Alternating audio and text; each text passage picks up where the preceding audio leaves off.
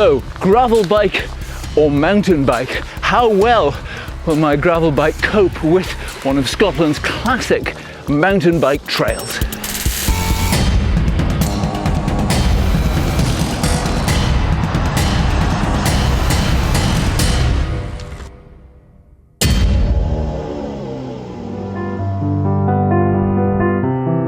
If you've watched other adventure cycling videos on this channel, you'll know I like exploring wild places and often end up wondering whether a mountain bike would have been a better choice.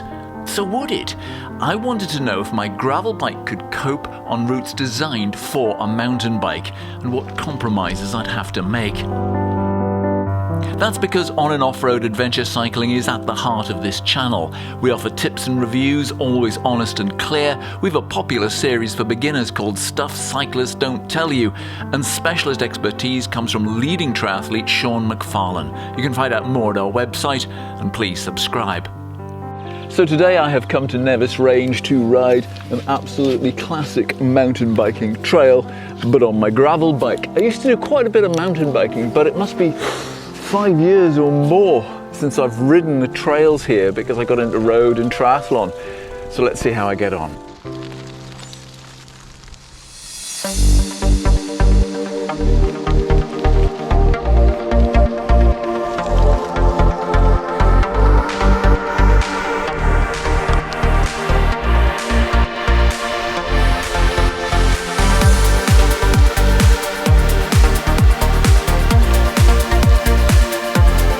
Just met a fella on a gravel bike, Paul McDonald.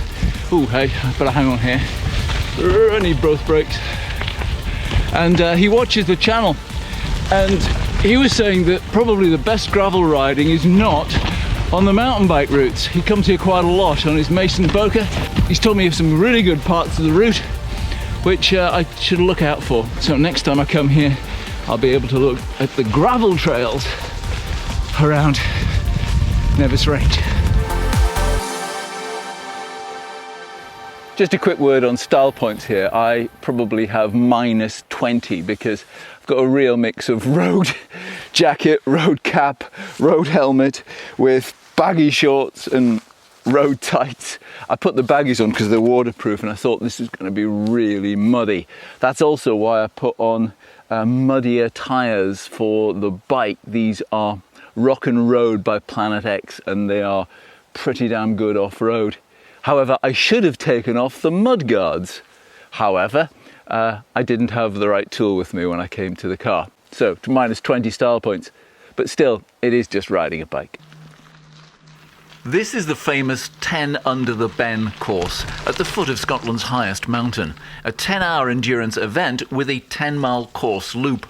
Or rather, several courses, because it has changed over the years, and the one I'm on has quite a few fast downhills. So that's quite hard on a gravel bike, because there's an awful lot of downhill best suited to a full suspension mountain bike, like the one I'm about to ride. Don't worry, I won't inflict the whole section on you. You get the idea pretty quickly with these chest harness shots. I rarely ride constructed mountain bike trails like these, which are marked up and mapped like ski pistes. I prefer wild riding, tracking down trails through the hills, but once in a while, these are excellent. That downhill was so much fun, even on the gravel bike, but I certainly wasn't going to be looking at my GPS when I was going down there, and I missed the turning. I was meant to turn off part way and get back onto the 10 Under the Ben course. Anyway, that means I've just had to ride the first part of this loop again. So that's not bad, is it? At this point, I didn't know there was a red and black run ahead. I'm now on the old Puggy line, which crosses and connects a lot of routes. This was a narrow-gauge industrial railway used in the construction of a long water tunnel, all part of the aluminium smelter in Fort William. Then things got a bit serious. The 10 Under the Ben route joined that of the 2007 World Cross Country Championship course. Now we're on trickier red route ascents. This is where I'm struggling. A lack of gears, a lack of skill, a lack of power and grip.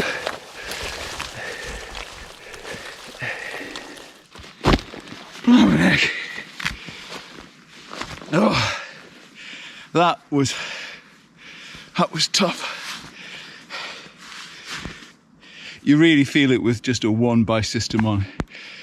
Not having those 3 chain rings of a mountain bike, well, my old mountain bike, makes getting up the really steep loose stuff so much harder. And I'm overheating, I'm gonna have to take some layers off. Oh. The World Championship trail took me right to the top of the course, with a superb overlook across the whole Nevis Range forest. This is the start of a great downhill. It's a red run, but when I used to ride it, there was only one tricky section, just around the first bend. Suddenly you have 3 choices, and that's confusing. I find the easiest looks the hardest, across the sloping rock and then straight down.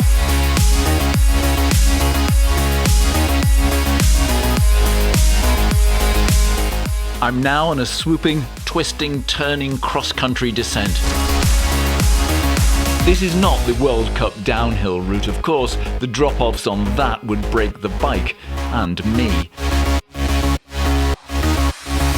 Cross a fire road and I'm back on 10 under the bend. The sinuous single track continues. I started mountain biking in the 1980s. I am that old. So no front or rear suspension in those days, and this harks back to that sort of riding. Back then the only trails like this were built by sheep and deer. Well, that was utterly fantastic. That was all World Championship 2007 course with a bit of 10 under the bend towards the end. And you know, modern mountain bikes are built to cope with that kind of thing. They've got the fat tyres, they've got suspension front and back, they've got dropper posts. And this gravel bike hasn't. But I think that's why it was so much fun. It's taken me right back to my early hardtail mountain bikes of the 1980s, which were pretty brutal, but you really had to ride them. That's a lot of fun. Woo! Just when I thought the difficult stuff was over, 10 under the bend, goes down, cackle, and it's graded black.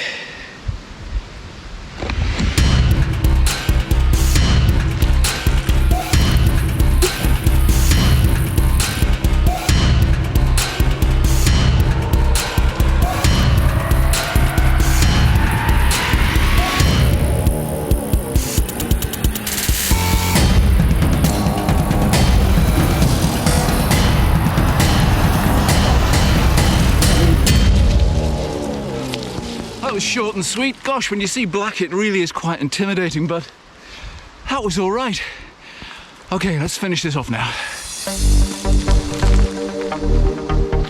Although I call this gravel bike or mountain bike, it's not really a binary choice. Each have their place. I have been pleasantly surprised at how well the gravel bike coped with the trails today.